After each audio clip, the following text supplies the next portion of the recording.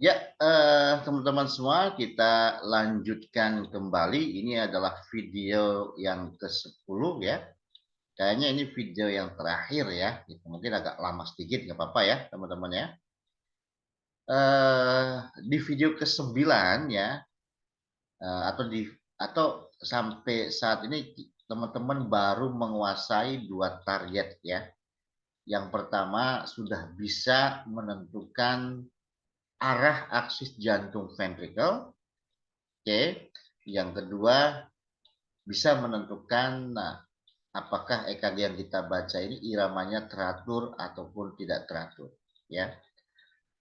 Jadi kedua target ini penting banget hasilnya teman-teman. Seperti yang Pak Bu sampaikan di video-video sebelumnya ya gitu. Jadi jangan sampai salah hasilnya. Jangan sampai aksis jantung salah hasilnya. Jangan sampai menentukan irama teratur atau tidak teratur salah memastikannya ya gitu.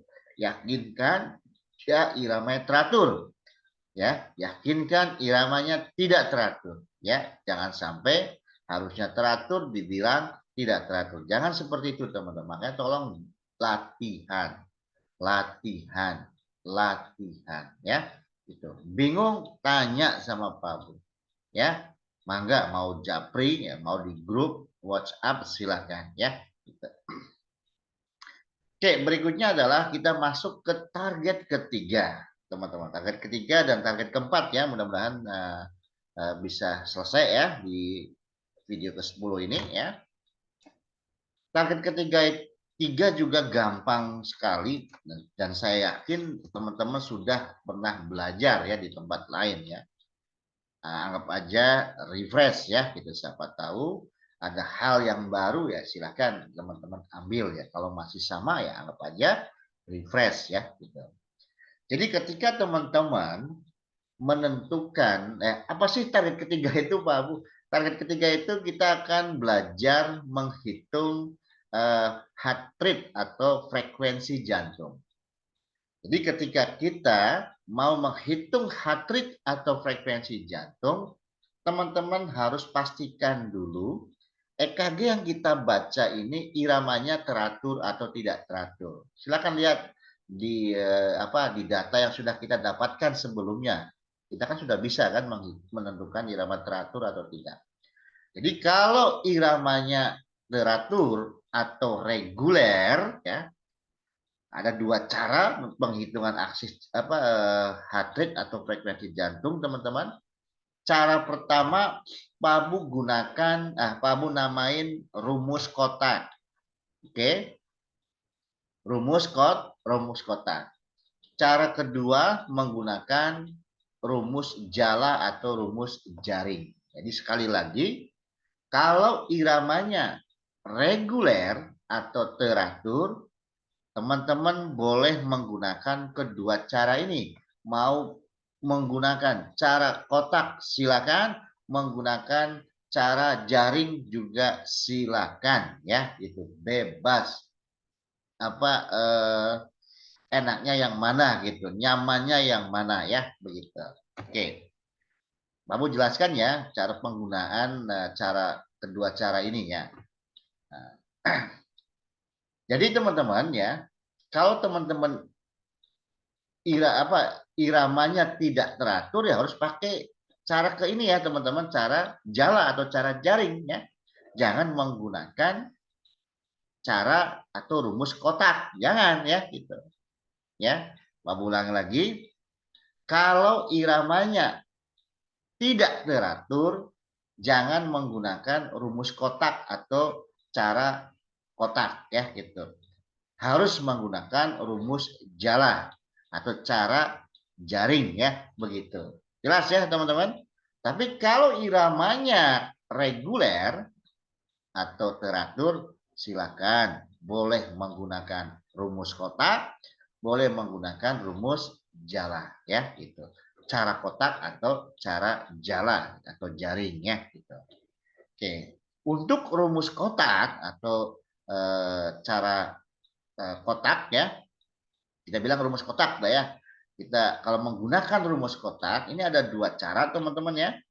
ada yang rumus kotak besar dan rumus kotak kecil, ya. Rumus kotak besar itu 300 dibagi jumlah kotak besar antara R dengan R, ya, begitu.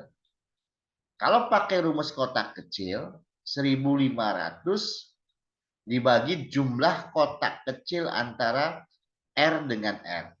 Caranya bagaimana, Pak Bu? Oke, mungkin sebelum Pak Bu jelaskan, mungkin ada yang bertanya begini. Pak Bu, angka 300 ini dari mana? Angka 1500 ini dari mana? Nah, tolong perhatikan teman-teman. Pak Bu berkali-kali mengingatkan, atau kalau teman-teman baca e-booknya Pak Bu yang Pak Bu bagikan, ya, sebelum kita baca EKG, salah satunya kita harus mengecek standarisasi perekaman EKG-nya, yaitu speed-nya sudah betul atau belum. Jadi normal atau standar internasional speed perekaman EKG itu 25 mm per detik. Ingat itu. 25 mm per detik. Kan sama aja teman-teman. 25 kotak kecil per detik. Ya enggak? 25 kotak kecil per detik. Kan sama aja. 5 kotak besar per detik. 5 kotak besar per detik. Kan satu kotak besar, 5 kotak kecil, teman-teman. Kalau 25 kotak kecil, ya kan berarti 5 kotak besar. Ya. Jelas ya? Nah, angka 300 dari mana, Pak? Yang namanya menghitung frekuensi jantung kan dalam 1 menit, ya. Gitu. 1 menit kan 60 detik. Ya, jadi kalau kita menggunakan rumus kotaknya pakai cara kotak besar, ya, oke, maka angka 300 ini didapatkan dari 60 detik, ya, dikali 5 kotak besar per detik, ya kan, gitu. Jadi 5 kali 60 berapa? 300. Oke. Sekali lagi angka 300 itu didapatkan dari 60 detik dikali 5 kotak besar dalam 1 detik, kan begitu. Maka 5 kali 60 dapatnya 300. Sama 1500 juga dari mana? 60 detik dikali 25 kotak kecil dalam 1 detik, kan ada 25, ya, gitu. Makanya angka 1500 itu 25 dikali 60 detik, ya, begitu. Dapatlah 1500. Jelas ya, teman-teman, ya? Oke. Oke, caranya bagaimana Pak Bu nih? Perhatikan, nyarinya apa, menghitung frekuensi jantung, ingat cukup gunakan lead panjang, ya, teman-teman. Ambil lead panjang, nah seperti ini, ya. Ya. Lihat di lead panjang, ambil 2 komplek QRS seperti ini. Misalkan kita mau menggunakan yang kotak besar, pakai cara kotak besar, ya, gitu. Ya kita hitung aja ada berapa kotak besar antara R dengan R, ya, gitu. Misalkan kita hitung nih, ada 1, 2, 3, 4, 5. Nah, oke. Nah, 5 ini teman-teman, 5 kotak besar ini nanti akan membagi 300. 300 dibagi 5 seperti itu. Nah, ini anggap aja pas 5 ya teman-teman, ya. Padahal kan ada sisanya nih, ya, ada 1 kotak, anggap aja pas, ya, anggap aja pas. Memang kelemahan menggunakan kotak besar ini kadang-kadang ada lebihnya gitu, teman. Enggak pas banget, ya. Gitu. Tapi kita anggap aja pas, ada 5 kotak besar, nanti 5 ini membagi 300, ya. Berapa tuh? 60 kali per menit.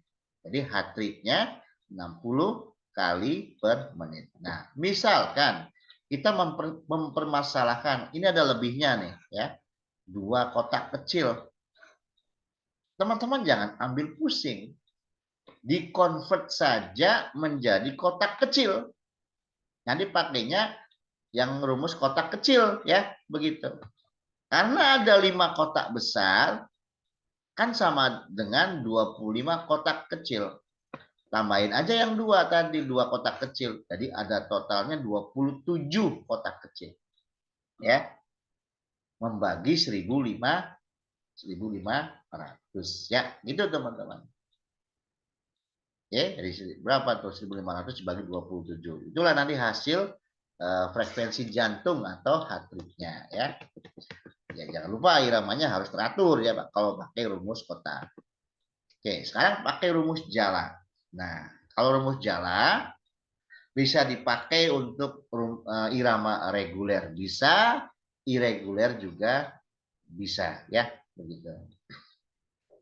Kalau rumus kotak harus teratur iramanya ya, ingat itu.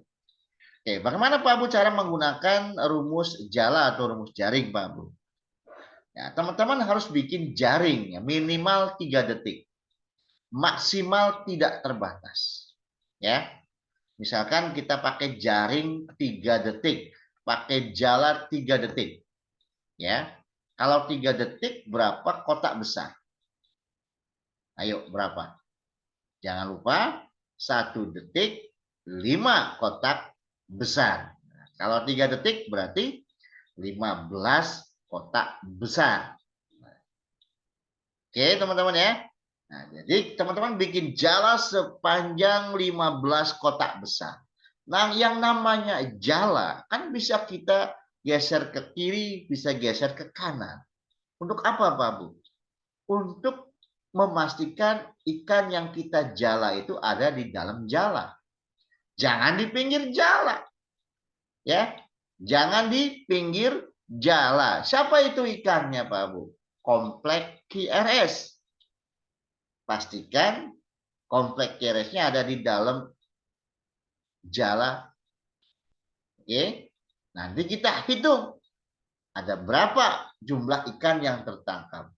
Mau ikan besar, ikan kecil, tolong dihitung. Maksudnya kompleks QRS yang normal atau yang tidak, tolong dihitung. Nanti dikalikan 20. Kamu 20 dari mana? 20 itu dari 60 detik ya. Dikali ya, 60 detik ya, dibagi jala yang kita pakai 3 detik. 60 dibagi 3 berapa? 20 ya. Jadi jumlah ikan yang tertangkap nanti dikalikan 20 ya. Lalu boleh nggak pakai 4 detik? Boleh, 5 detik boleh, 6 detik boleh, 7 detik juga boleh, bebas nggak terbatas ya. Misalkan 4 detik. Kalau 4 detik berapa panjang jalannya, berapa kotak besar? 20 kotak besar. Ya nggak? Nanti ikannya dikalikan 15. 15 dari mana nih Pak Abu? 60 detik dibagi jala yang kita pakai. 15. Nah, biasanya teman-teman kan ngitung frekuensi jantung pakai yang 6 detik ya. Nah, sekali lagi jangan kaku. 6 detik itu bukan aturan baku harus 6 detik. Enggak, teman-teman. 6 detik itu biar nggak terlalu pendek, nggak terlalu panjang. Teman-teman pakai 7 detik, 8 detik, 10 detik, bahkan 1 menit pun juga nggak ada masalah. Jelas, teman-teman? Ya. Nah, kalau 6 detik yang biasa teman-teman pakai ya, yang belajar di webinar atau kelas BTCLS ya. Kalau 6 detik berarti kan panjang jalannya 30 kotak besar. Ya enggak? Ya kan? Kamu ingetin lagi, 1 detik 5 kotak besar. Kalau 6 detik berarti 5 kali 6 kan 30. Di panjang jalannya 30 kotak besar. Ada berapa ikannya? Dikalikan 10, kan begitu. 10 dari mana? 60 detik dibagi 6. Dapatlah 10. Oke. Kamu boleh kan 7 detik? Boleh. 8 detik? Boleh. Nanti pada saat dikalikan harus beda, teman-teman. Kalau 3 detik dikalikan 20 ikannya. Ya. 4 detik dikalikan 15. Kalau 6 detik dikalikan 10. Kalau 7 detik beda lagi. 8 detik beda lagi dikalikannya. Misalkan 10 detik. Tolong dijawab. Kalau 10 detik, berapa kotak besar panjang jalannya? Yes, 50. Kan 1 detiknya 5 kotak besar. Jadi panjangnya ya 5 kali 10. 10 atau 50 kotak besar. Nanti ikan yang tertangkap atau kompleks keres yang ada di dalam dikalikan berapa? Ayo. 60 dibagi 10. 6. Dikalikan 6. Jangan dikalikan 10. Dikalikan 6. Kalau jalannya 6 apa? Kalau jalannya 10 detik. Jelas teman-teman? Kalau 11 detik boleh Babu, boleh 12 detik nggak terbatas teman-teman. Ya. Jelas ya? Oke. Lanjut. Nah, EKG ini kan apa namanya? Irama teratur teman-teman ya. Kalau iramanya teratur boleh menggunakan rumus kotak saat menghitung heart rate ya. Ya boleh menggunakan rumus jala, boleh ya. Misalkan pakai rumus kotak. Nah ini misalkan kita ambil 2 kompleks QRS ya, ada berapa kotak kecil kalau pakai kotak kecil ya. Dihitung ternyata ada 38. Nanti membagi 1.500 ya, dapatnya 40 kali per menit, bit per menit ya, denyut per menit ya. Oke. Nah, kalau pakai rumus jala Pak Abu, nah ingat teman-teman ya, kertas EKG ya, biasanya ada petunjuknya gitu. Nah seperti ini nih teman-teman perhatikan. Ya lihat kursornya ya.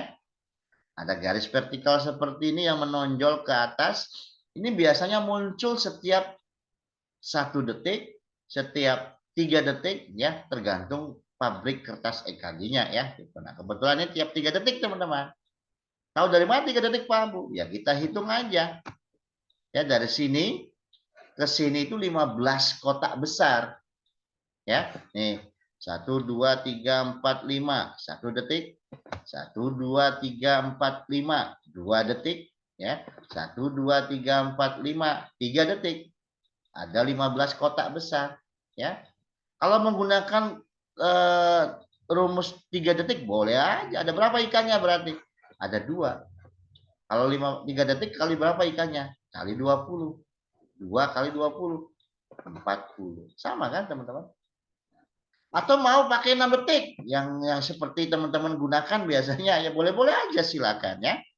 Ada berapa nih ikannya? Ada 4. 4 kali berapa kalau 6 detik? Kali 10. 4 kali 10, 40 kali per menit. Kan sama ya. Oke teman-teman ya. Lanjut. Ini udah ya.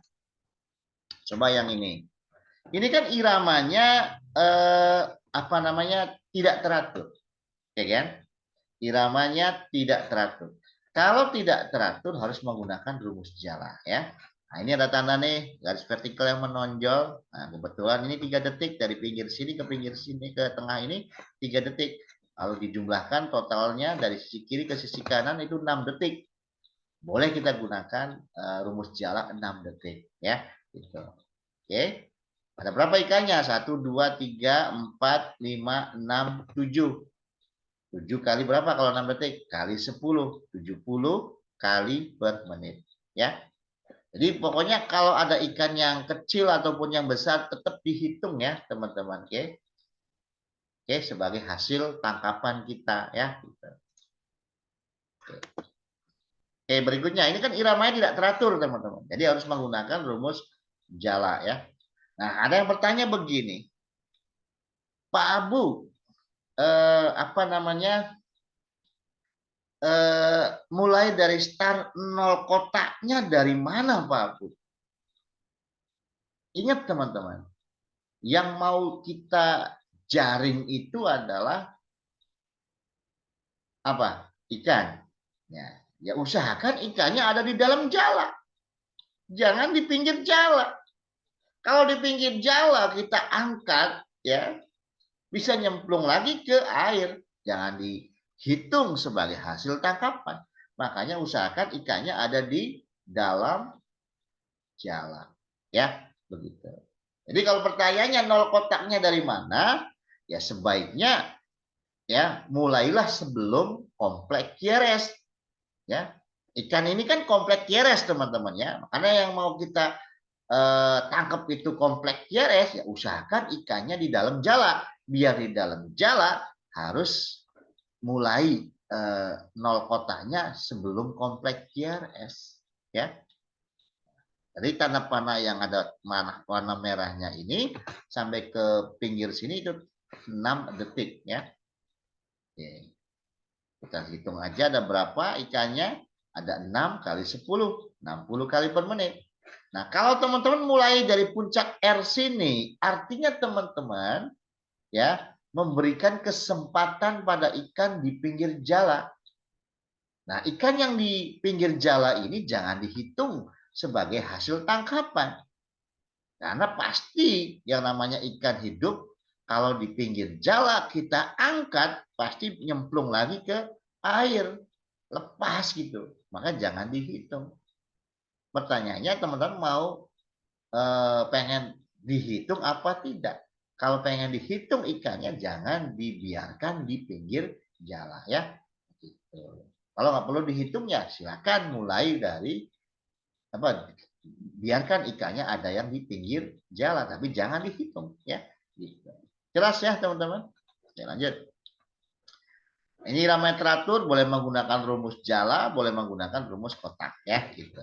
Oke. Jadi dari sini, ya, ke sini itu 6 detik. Ya. Kenapa? Karena sini ada tanda, ya.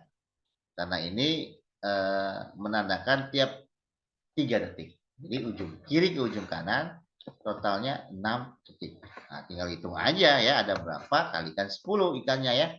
Ada 7 kali 10 ya 70 kali per menit, ya. Ya dari 6 detik, ya. Nah, ini juga 6 detik teman-teman, ya. Ada berapa ikannya, ya? Ada apa namanya? 7 kali 10 70 kali per menit. Ya. Nah, jelas ya, teman-teman, ya? Oke. Nah, berikutnya target terakhir, ya. Mudah-mudahan cukup waktunya, ya. Ini agak panjang nih video terakhir, ya, video ke 10, ya. Yaitu target keempat. Seperti yang Pak Bu sampaikan waktu kelas Zoom kemarin, ya. Yang namanya target keempat ini, apa sih target keempat Pak Bu? Memahami sumber pacemaker. Bagi Pak Abu pribadi, ya, materi yang ini merupakan jantungnya pembelajaran materi EKG. Jadi kalau teman-teman nggak bisa menguasai materi ini atau target yang ini, ya, jangan mimpi bisa baca EKG, teman-teman. Pak Abu jamin bingung selalu, ya. Makanya please banget, ya, tolong simak baik-baik, diulang-ulang videonya sampai benar-benar paham. Oke? Yuk kita mulai. Bismillah, semoga dimudahkan, ya. Jadi kita akan belajar memahami sumber pacemaker. Teman-teman kan sudah tahu, ya. Kalau ditanya ada berapa sumber pacemaker atau dengan istilah lain ada berapa sumber irama atau dengan istilah lain ada berapa sumber listrik, sumber genset, sumber PLTA, monggo mana enaknya, ya. Atau irama dasarnya, ya, gitu. Ada 4. Apa saja? S anode, AV node, Purkinje atau ventricle, ya, dan atrial. Jelas teman-teman? Pak Bu nyarinya di lead berapa Pak Bu? Cukup di lead panjang yang sudah kita pilih. Cukup 1 lead aja teman-teman, ya. Oke, ya boleh mau mengutamakan lead 2 juga boleh, ya. Takutnya lead 2-nya nggak selalu jelas gitu loh teman-teman. Makanya, ya, pilih lead panjang itu yang jelas gambar EKG-nya, ya. Nggak mesti harus lead 2, ya. Nah, boleh kita utamakan lead 2, boleh. Oke. Baik. Kita mulai dari S anode dulu, ya.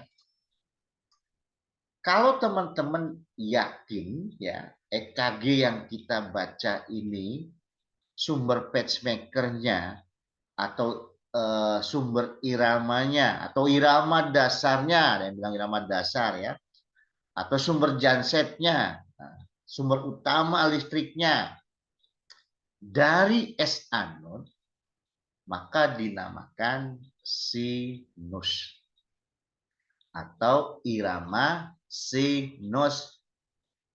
Nah, di lapangan teman-teman atau di tempat lainnya umumnya ya, kalau ditanya apa itu irama sinus atau sinus, pasti sebagian besar bilangnya P diikuti adanya P diikuti oleh kompleks QRST.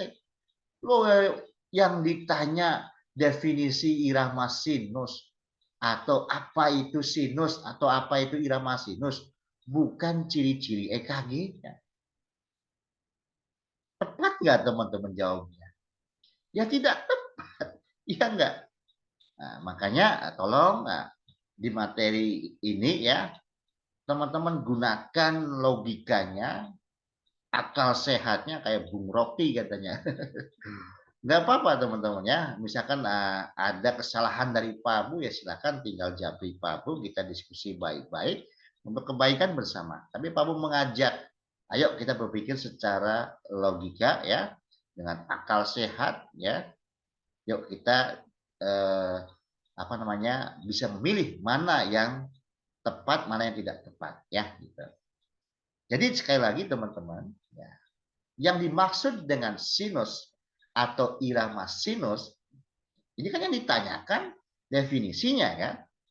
Artinya EKG yang kita baca itu sumber utama pacemakernya dari S anode. Jelas teman-teman? Dinamakan sinus atau irama sinus. Bukan dijawab dengan ciri-ciri gambar EKG. Jelas ya teman-teman ya? Oke. Tolong diingat-ingat impuls dasar yang dikeluarkan oleh S anode. Normalnya berapa? 60 sampai 100. Jadi kalau teman-teman baca EKG, yakin sumbernya dari S anode ya, dan heart rate-nya masih di antara impuls dasar S anode yaitu antara 60 sampai 100, namanya sinus rhythm. Jelas teman-teman? Jadi kalau ditanya apa itu sinus rhythm, sumber pacemakernya dari S anode, heart rate-nya masih antara 60 sampai 100. Itu namanya sinus rhythm. Jelas? Oke. Kalau heart rate-nya di bawah 60, namanya sinus bradikardi. Kalau di atas 100, namanya sinus takikardi. Jadi diawali dengan kata sinus dulu, teman-teman. Ya, karena berasal dari S anode. Iramanya irama sinus, kan begitu.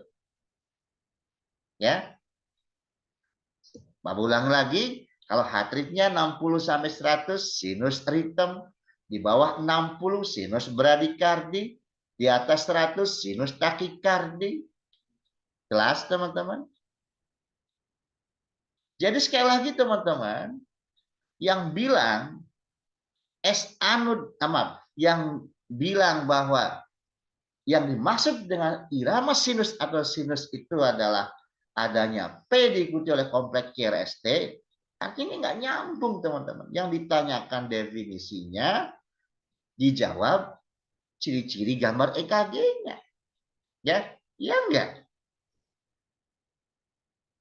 Jadi tepatnya, ya kurang tepat. Ya, nah fakta di lapangan ya, kalau teman-teman ikutan webinar ya seperti itu, ya kan? Apa iramanya? Disingkat lagi ya kan? Apa iramanya? Harusnya dari mana EKG ini sumber iramanya? Kalau kita pakai istilah sumber irama atau sumber pacemaker, ya. Kalau pakai irama jangan disingkat. Sumber iramanya EKG ini dari mana? Hayo. Ya, ini kan kadang-kadang disingkat. Iramanya gimana? Sinus atau bukan sinus gitu kan? Dijawab nih sama audiennya. Sinus. Kenapa sinus? Kenapa sinus? Ada gelombang P diikuti oleh, itu kan ciri-ciri EKG-nya. Kenapa sinus? Ya karena sumber pacemaker dari SA, harusnya kan begitu. Bukan dijawab dengan ciri-ciri EKG-nya. Jelas teman-teman? Ya. Nah, terus Pak Bu, kalau P diikuti oleh kompleks QRST itu apa Pak Bu? Teman-teman udah belajar ya kemarin apa di video-video sebelumnya ya tentang urutan sistem konduksi jantung ya. Kalau sistem konduksi jantungnya normal, tolong perhatikan, kalau sistem konduksi jantungnya normal, mulai dari S anode sampai ke bawah, ya, maka akan menghasilkan apa? Gelombang P diikuti kompleks QRST. Nih, perhatikan. Dari S anode, impuls menyebar ke atrium, menghasilkan gelombang P. Kemudian lanjut ke AV node, di AV node diredam, ya kan? Kemudian masuk ke Purkinje cell, dapatlah kompleks QRS dan gelombang T nantinya. Ada P diikuti kompleks QRST. Jadi 1:1. 1 P, 1 kompleks QRST. Jelas teman-teman? Jadi bukan untuk menentukan sinus atau bukan. Ini menandakan kalau ada P diikuti oleh 1 kompleks QRST, 1:1, artinya sistem konduksi jantungnya jalannya sudah benar nih. Dari S anode, atrial, AV node, ventricle. Jelas?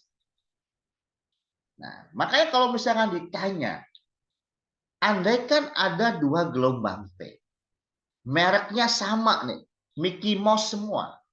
Mickey Mouse, ya, Mickey Mouse, tapi tidak diikuti kompleks QRS, Mickey Mouse diikuti kompleks QRS. Ada satu Mickey Mouse atau satu gelombang P yang tidak diikuti kompleks QRS. Tapi gelombang P-nya mereknya sama, yaitu Mickey Mouse. Nah, yang begini dikatakan sinus bukan?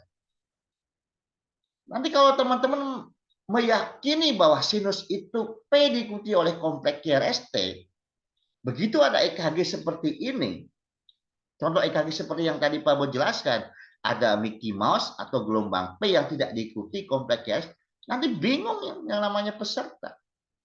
Ya kalau yang sudah punya pengalaman dalam baca EKG ya nggak bingung.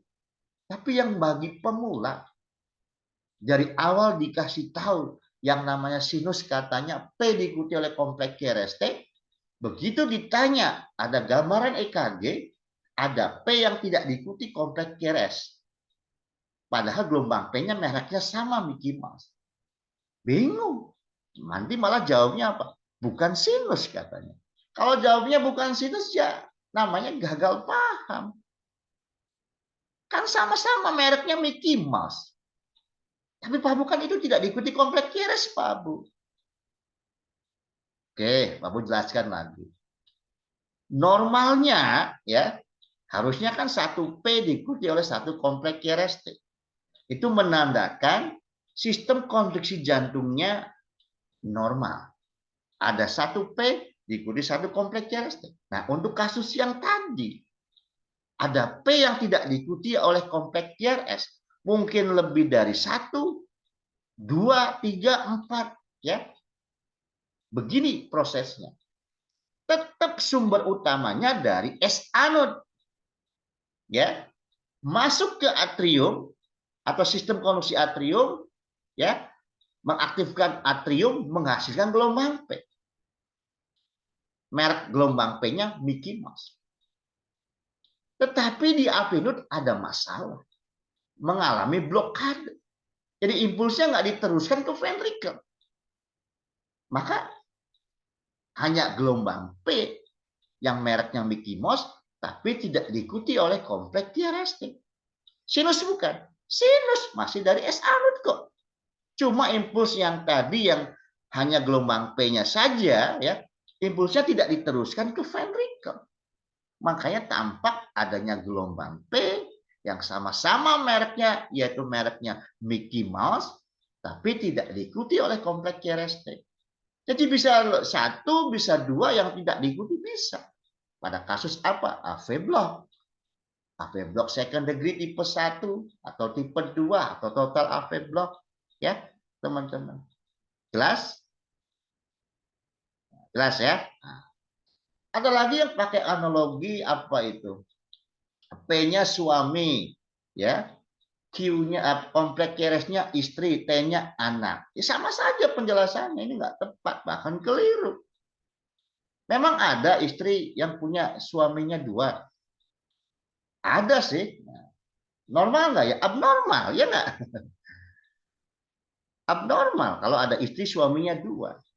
Tapi istri suaminya ini, ya, suaminya ini kembar gitu loh. Sama mereknya. Bingung kan? Makanya ini keliru kalau menyontohkan atau menganalogikan seperti itu.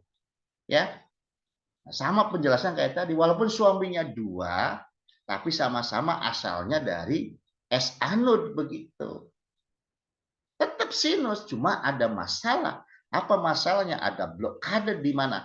Di AV node. Makanya ada suami yang tidak diikuti oleh kompleks QRS. Begitu teman-teman. Jelas ya? Nah, jadi gimana dong Pak Bu? Apa namanya ciri EKG-nya? Biar kami yakin EKG yang kita baca ini sumber pacemaker-nya atau iramanya dari S anode.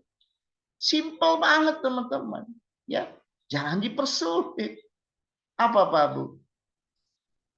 Ada gelombang P, ya. Dan lihatnya di mana gelombang P-nya? Di lead mana lihatnya? Kalau lihatnya di lead 2, gelombang P-nya pasti positif.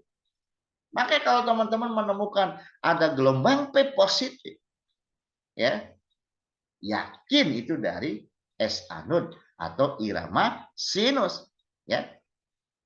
Mau P-nya 1 maupun 2 maupun 3, yang penting mereknya sama Mickey Mouse. Itu sama-sama dari S anode asal titik asal listriknya. Cuman ada masalah, ada blokade gitu. Jelas teman-teman? Tapi kalau teman-teman lihatnya di AVR, lead panjangnya, ya, gelombang P-nya terbalik teman-teman.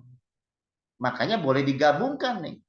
Jadi kalau teman-teman baca EKG yakin sumbernya dari S anode atau yang dikatakan dengan irama sinus, P-nya harus positif di lead 2 dan harus negatif di AVR. Udah itu aja.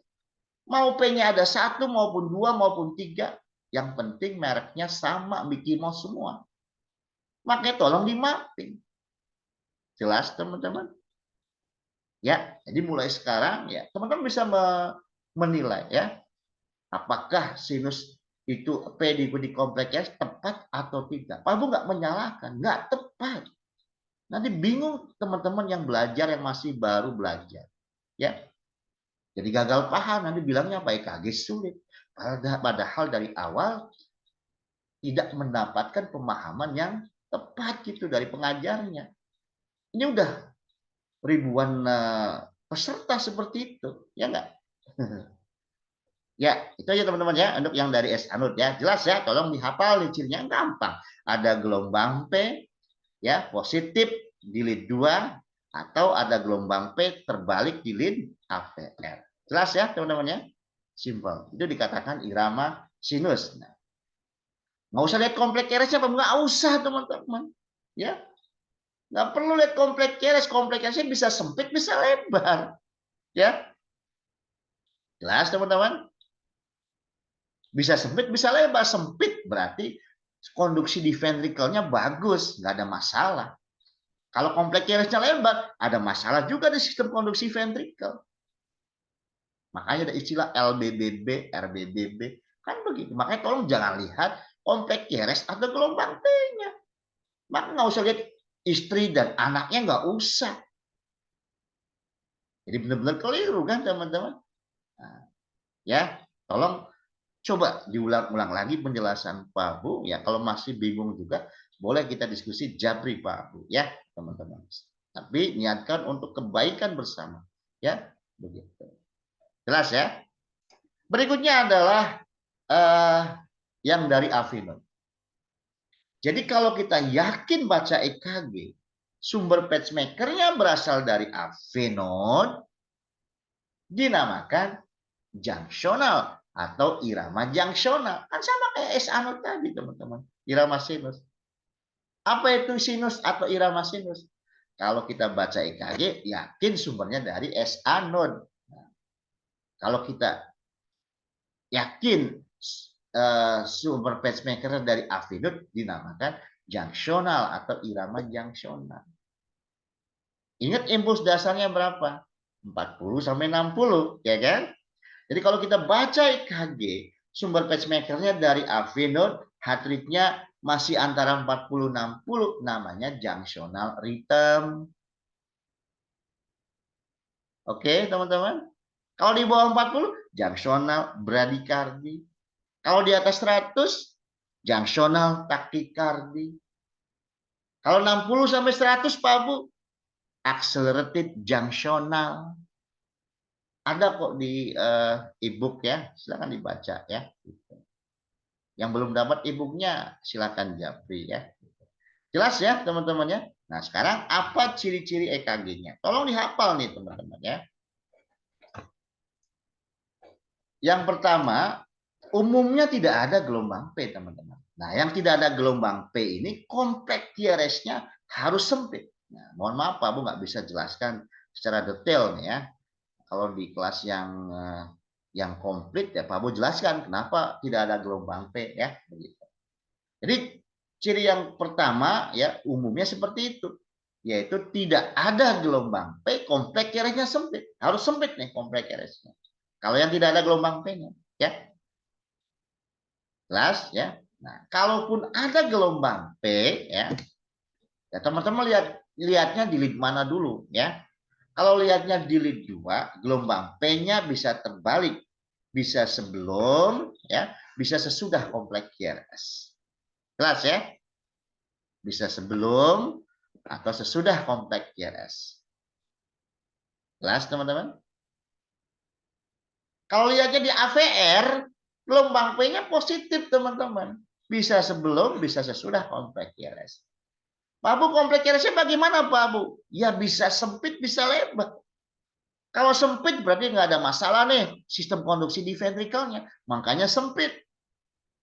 Tapi kalau kompleks QRS-nya lebar, berarti ada masalah lain nih, yaitu masalah konduksi di ventrikelnya.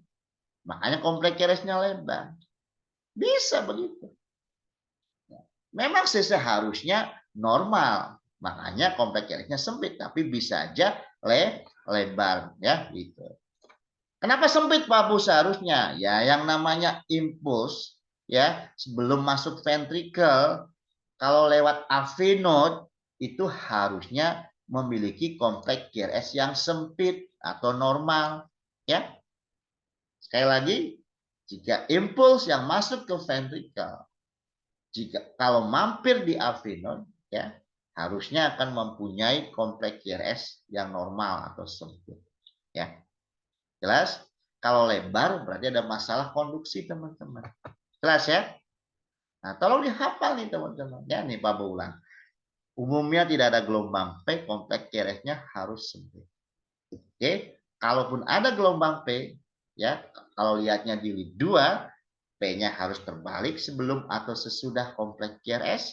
Kalau lihatnya di AVR, gelombang P-nya positif, bisa sebelum, bisa sesudah kompleks QRS. Kompleks QRS-nya bisa sempit, bisa lebar kalau yang ada gelombang P-nya ya. Jelas ya, teman-teman? Oke.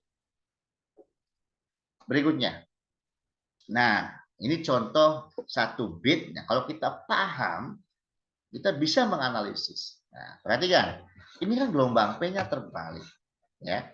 Berarti dari AV node ya. Itu kan yang kita pelajari. Oke. Nah, ini kompleks QRS-nya lebar. Harusnya kan sempit.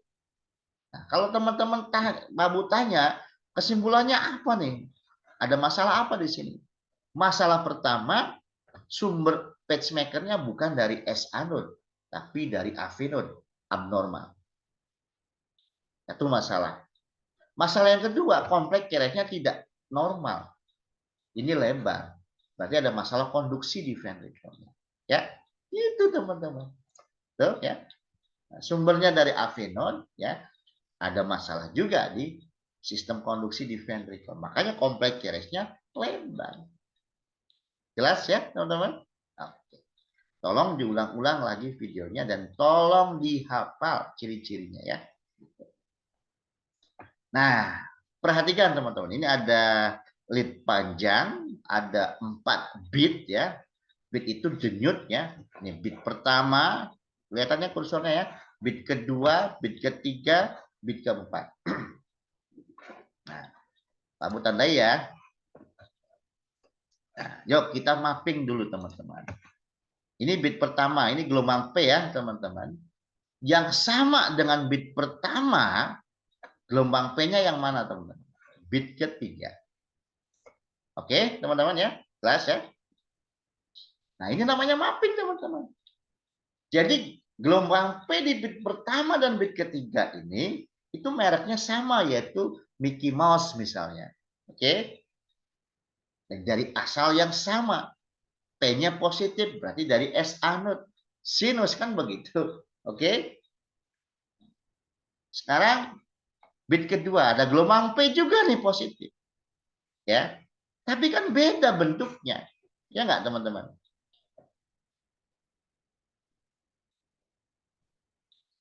Ya. Nah, ini gelombang P nih di bit 2 ya. Bentuknya beda. Ya. Yang bit pertama mereknya Mickey Mouse ya. Bit kedua mereknya misalkan Donald Bebek. Tikus sama bebek sama nggak? Beda. Padahal sama-sama positif nih, ya. Jadi yang bit kedua ini bukan dari S anode teman-teman, ya. Inilah teman-teman yang namanya mapping, ya. Kalau kita udah terbiasa seperti itu, ya nggak usah disentuh, dilihat pakai mata pun juga kita kelihatan. Tapi kalau masih baru, tolong lakukan dioret-oret gitu loh, mappingnya ya. Gitu. Ya, sekarang Pak Bu mau menjelaskan ciri-ciri sumber pacemaker dari atrial ya. Ada 3 ya, tolong dicatat ya atau ingetin Pak Bu takutnya Pak Bu lupa. Yang pertama yaitu mempunyai morfologi gelombang P yang beda dengan gelombang P yang dari S anode, ya kan? Ini contohnya yang ini yang bit kedua, gelombang P-nya beda kan morfologinya dengan gelombang P yang dari S anode. S anode kucing, yang S anode Mickey Mouse, yang ini Donald Bebek ya, beda. Yang kedua, sebenarnya yang kedua, ini kan gelombang P juga nih teman-teman ya. P-nya terbalik kan teman-teman. Nah biasanya nih, kalau Pak Bu tanya ya, kalau Pak Bu keliling di seluruh Indonesia tuh ada kelas offline ya, Pak Bu tanya, yang P ini sumber utama pacemaker dari mana? Biasanya rata-rata menjawab dari avenod. Ya enggak? Mungkin di antara teman-teman yang lihat video ini bilangnya dari avenod. Ya enggak? Nah, sekarang udah belajar dengan Pak Abu, jangan bilang lagi dari avenod. Ini dari atrial, teman-teman ya.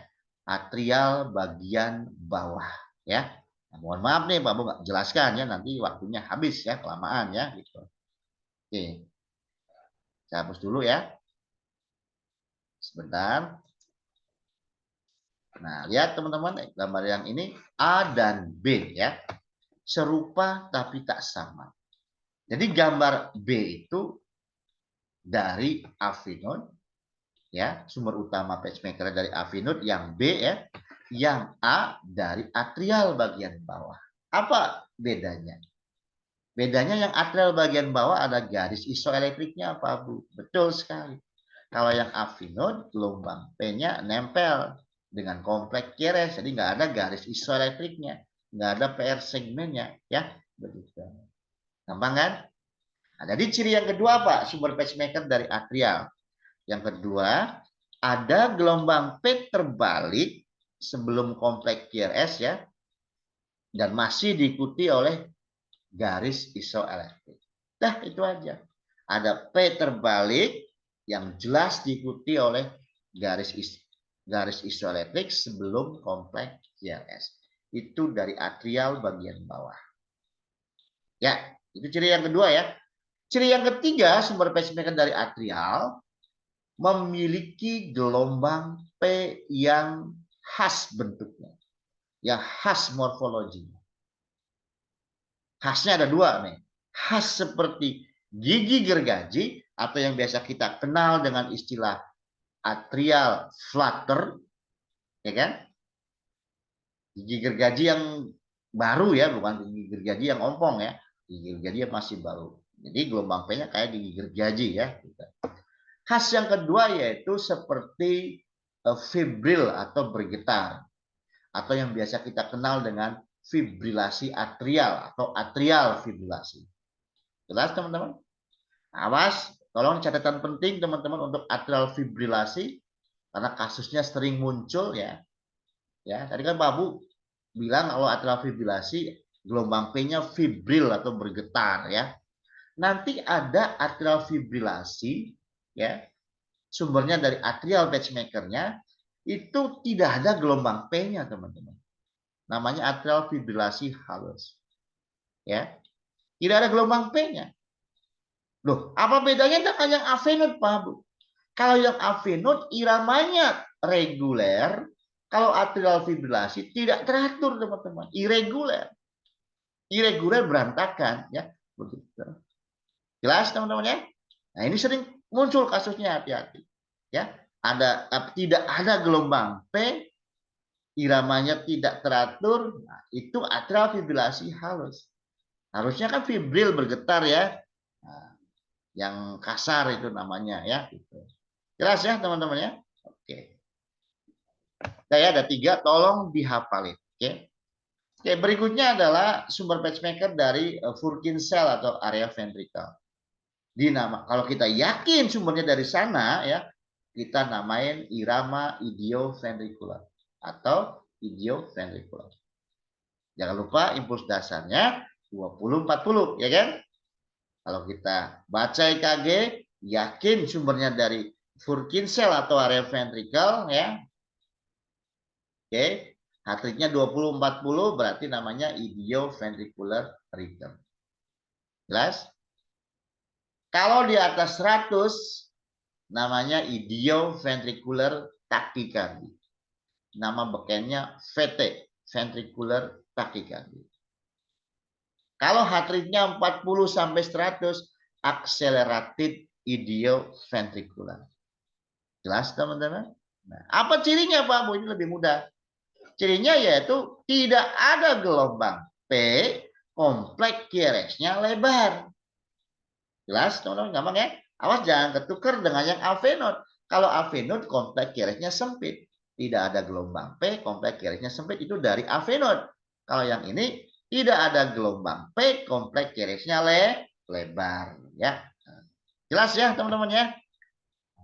Selesai deh untuk pemahaman sumber pacemaker. Tolong dihafal ya. Nah, kalau teman-teman berniat mau melanjutkan ke step kedua ya, nanti kita belajar ekstrasistol. Kalau belajar ekstrasistol tidak memahami sumber pacemaker, Pak Bu jamin rontok rambutnya. Kecuali belajar ekstrasistolnya cuma kulitnya aja ya, begitu. Yang bayarnya mahal padahal kulitnya aja ya gitu.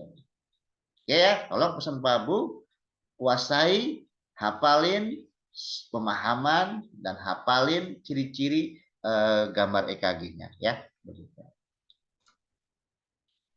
Oke, kita lanjutkan dikit lagi teman-teman, kita selesaikan ya, nggak apa-apa, hampir 1 jam ya. Oke, biasanya kan 4 jam ya. Gitu.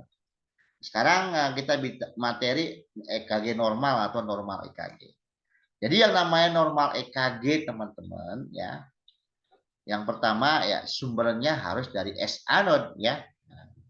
Oke, sumbernya harus dari S anode, bukan dari atrial, bukan dari avenode. Jadi kalau kita baca EKG sumber pacemaker-nya bukan dari S anode ya, jangan ragu itu EKG-nya abnormal ya.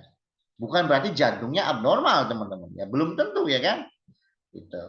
Oke, kita kan bicara listrik ya gitu. Jadi kalau sumbernya bukan dari S anode dipastikan abnormal atau dinamakan aritmia kan begitu teman-teman.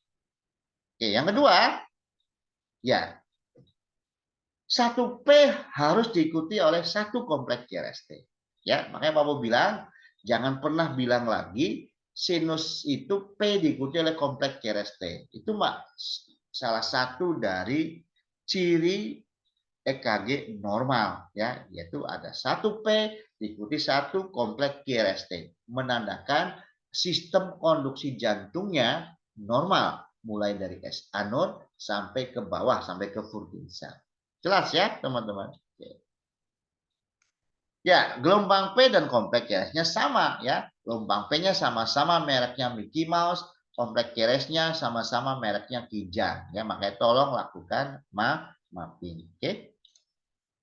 Ya, kalau kita bikin interval, PP intervalnya sama, RR intervalnya juga sama. Dan kita kalau hitung heart rate-nya juga normal, yaitu antara 60 sampai 100 ya. Kalau di bawah 60 gimana Pak Bu? Ya kalau konteksnya atau pertanyaan normal apa tidak? Ya tidak normal. Ya. Nah, oke, etikanya ya tidak normal, tapi belum tentu EKG-nya apa jantungnya abnormal ya gitu. Kan banyak teman-teman ya kayak atlet ya, sinus bradikardi, sumbernya dari S anode, heart rate-nya di bawah 60. Apakah jantungnya abnormal? Ya enggak lah. Malah menurut mereka atlet ini kondisi yang sangat prima kan begitu.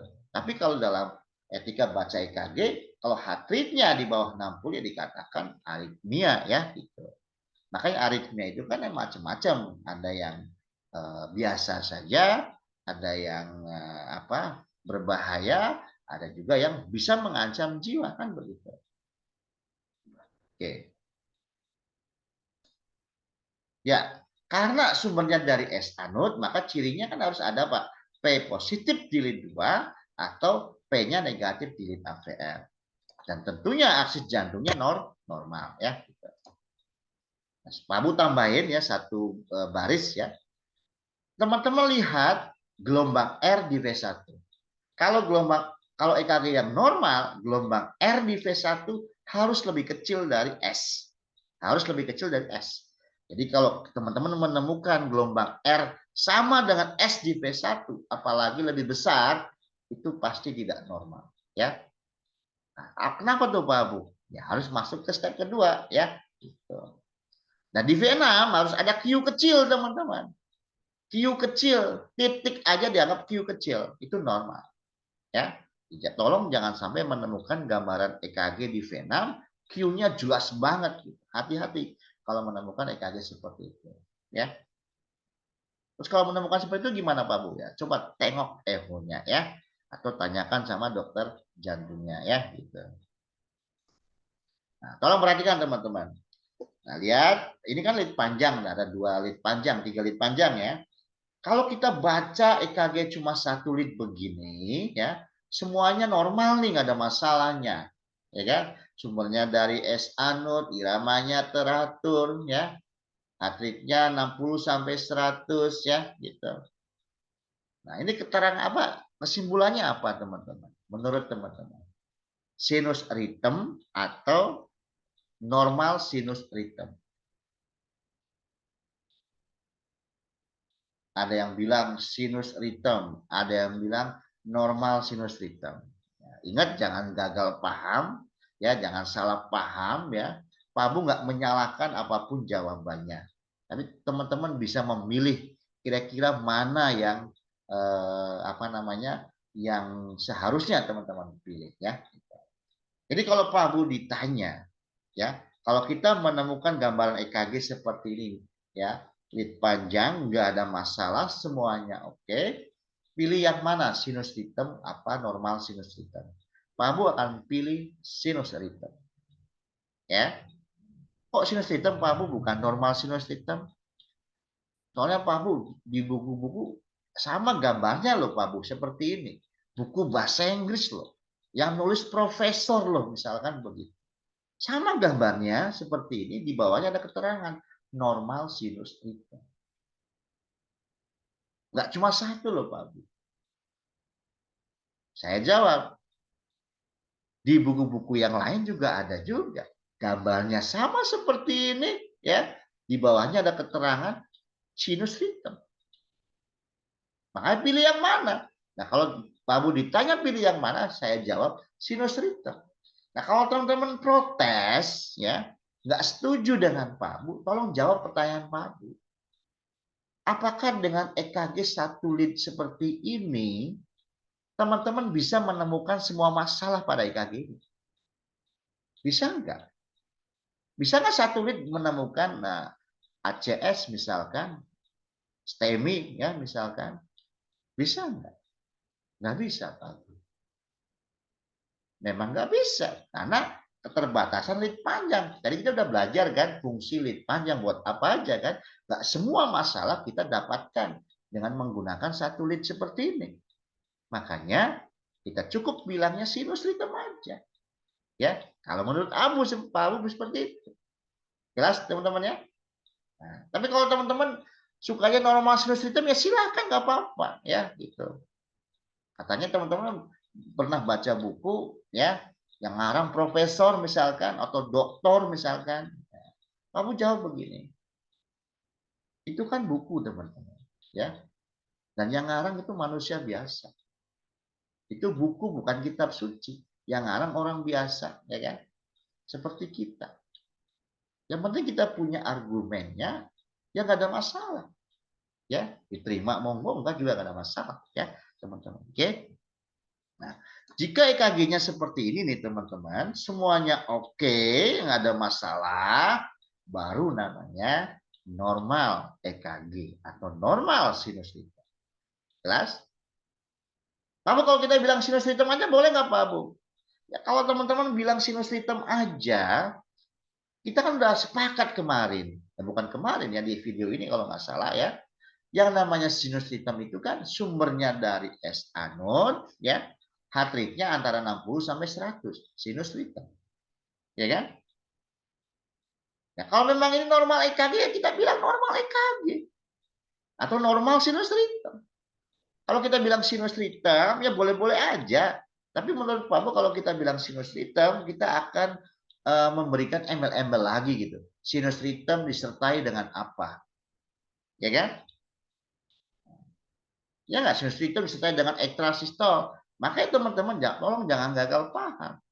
Ya, apakah sinus ritem iramanya harus teratur? Ya kalau nggak ada masalah semuanya oke, 1000% harus reguler. Ya kan?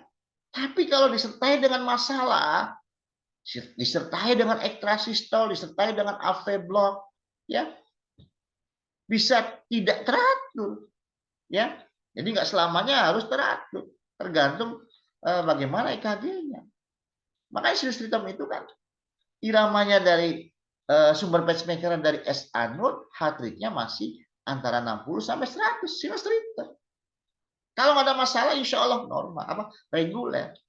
Kalau disertai masalah, bisa aja tidak teratur, ya.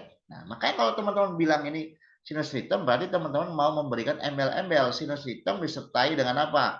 LVH atau RVH atau LBBB, RBBB misalnya begitu atau ekstrasistol ya. Kalau normal ya udah that's it. Enough. Normal EKG atau normal sinus ritem. Jelas ya, teman-teman? Oke. Dikit lagi teman-teman ya, paling 2-3 menit ya. Nah, mungkin teman-teman pernah diajarkan oleh pengajar EKG di luar sana ya, menggunakan 5 langkah, menggunakan 7 langkah. Ya enggak?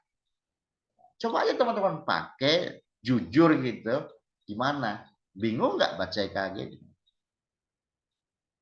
Nah, menurut Pak Bu, ini nggak boleh tak Pak Bu? Bukan nggak boleh teman-teman. Ya, ini sangat praktis dan bagus kok. Tapi masalahnya cocok tidak dengan teman-teman yang masih baru belajar. Ya enggak? Kalau yang sudah pernah atau sudah biasa baca EKG, mau menggunakan 5 langkah, 7 langkah ya fine-fine saja, nyaman-nyaman saja. Tapi kalau masih pemula, silakan dicoba. Tanyakan pada diri sendiri, ya. Merasa kesulitan tidak? Nah, biasanya kalau 5 langkah ini di BTCLS kadang-kadang diajarkan seperti ini ya, atau di pelatihan EKG ya gitu. Yang 7 langkah biasanya dokter jantung biasanya seperti itu. Ya mereka udah biasa baca EKG. Beliau-beliau ini ya nggak apa-apa. Jadi saran Pak Bu ya, kita pending dulu cara yang ini ya. Terus pakai cara yang mana dong Pak Bu? Gunakan sistematika yang Pak Bu ajarin. Nah, yang seperti ini teman-teman. Ya. Tuh. Sistematika membaca EKG ya gitu. Oke, memang lama, tapi insya Allah ya kalau teman-teman sabar ya, terus banyak berlatih, lebih teliti teman-teman ya, sambil dibuka catatannya. Oke. Jadi kamu jelasin ya teman-teman ya, habis ini selesai kok. Nah, jadi kalau teman-teman membaca EKG baik lead panjang maupun EKG 12 lead ya, jangan lupa ngecek nih 3 ini ya. Nah, pertama, lead panjang juga Pak Bu harus dicek. Ya, lead panjang kan bagian dari induknya 12 lead, ya enggak? Jadi nggak bisa lepas dari ini, ya kan? Oke, dapatkan database pasiennya. Paling tidak alasannya atau keluhannya, klinis pasiennya apa? Sehingga dilakukan perekaman EKG. Apakah cuma MCU aja ya misalkan harus tahu beritanya ya gitu. Kemudian cek speed dan kalibrasinya teman-teman ya, berulang-ulang kali Pak Bu ingetin, jangan buru-buru melakukan analisis ya. Coba cek dulu standarisasi perekamannya sudah betul atau belum.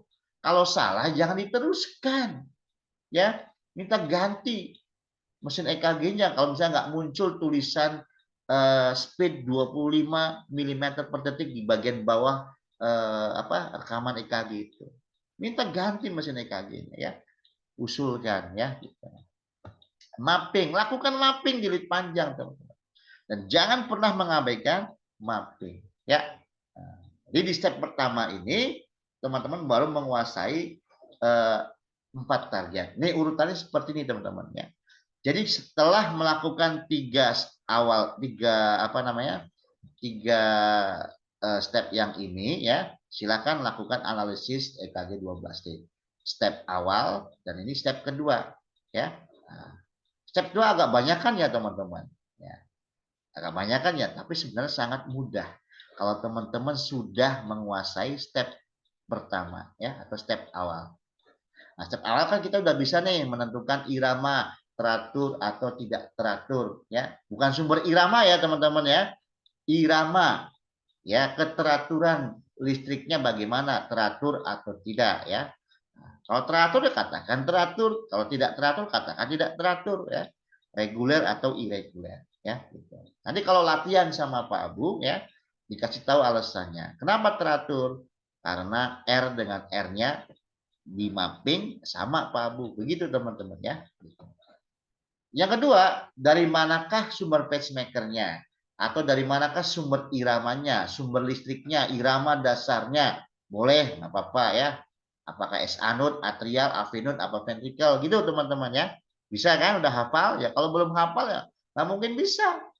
Makanya sumber pacemaker tolong dihafalin teman-teman ciri-ciri EKG-nya ya. Kasih alasan ya gitu. Dari S anode kenapa? Karena ada P. Awas jangan lagi bilang dari S anode atau irama sinus karena ada P diikuti kompleks CRST. Jangan teman-teman ya, nanti kebablasan nanti. Oke. Cukup bilang ada P positif di lead 2 atau ada gelombang P terbalik di AVR ya. Menandakan EKG yang kita baca berasal dari S anode ya gitu. Hitung frekuensi jantungnya ya atau heart rate-nya ya. Mau menggunakan rumus kotak silakan kalau irama yang teratur ya. Kalau tidak teratur pakai rumus jala atau rumus jarinya. Jangan sampai salah. Baru kita yang keempat hitung aksis jantungnya ya. 4 cara teman-teman sudah bisa ya. Gitu. Masih bingung? Tolong diulang-ulang lagi EKG-nya. Nah, keempat data ini jangan sampai salah teman-teman. Kalau sampai salah, nanti pada saat belajar step kedua, bingung sendiri nanti. Nah, contoh nih, misalkan iramanya teratur, tapi dibilang tidak teratur. Begitu masuk ke step kedua, ya di catatan kan kalau iramanya tidak teratur, jangan-jangan ada ekstrasistor. Ternyata dicari-cari kok nggak ada ikan sistolnya. Padahal iramanya teratur. Jangankan yang iramanya teratur, yang tidak teratur pun juga belum tentu penyebab ketidakteraturannya itu dikarenakan ekstrasistal ya. Makanya harus pelan-pelan kita kaji ya teman-teman. Ya, gitu ya teman-teman ya.